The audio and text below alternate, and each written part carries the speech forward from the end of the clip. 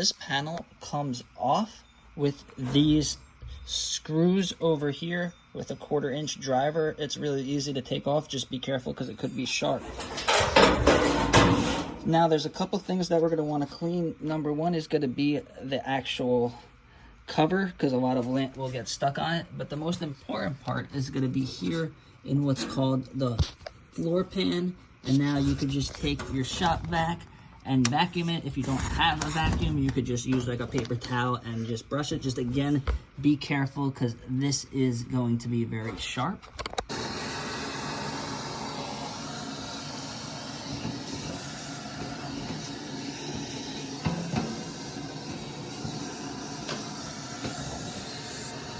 Now the next thing is going to be this. This is where the actual filter blocks. So again, there's going to be 4 of these 1/4 inch screws.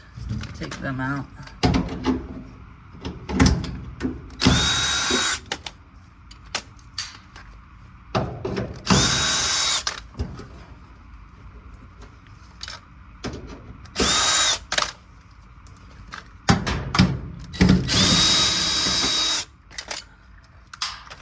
Now I'm going to switch my bit, or you could use a regular screwdriver, but we're going to need a Phillips bit for up here.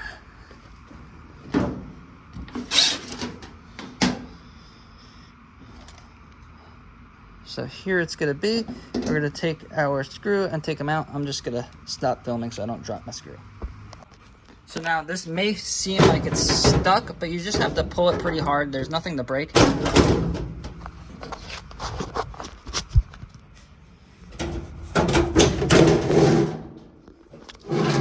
Slide out like that. Up here is going to be pretty dirty. And then these are the holes that the screen blocks, so a lot of lint will get stuck there. And this one's not that bad.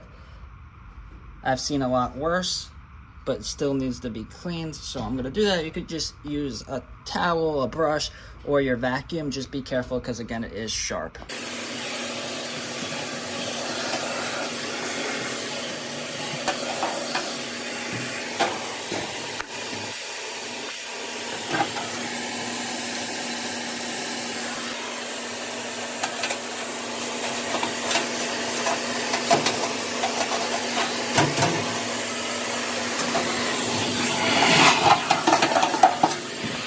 Now to put it in it's the same way. You got to be pretty aggressive and kind of get it in the right way, but just it is pretty easy. So we're gonna go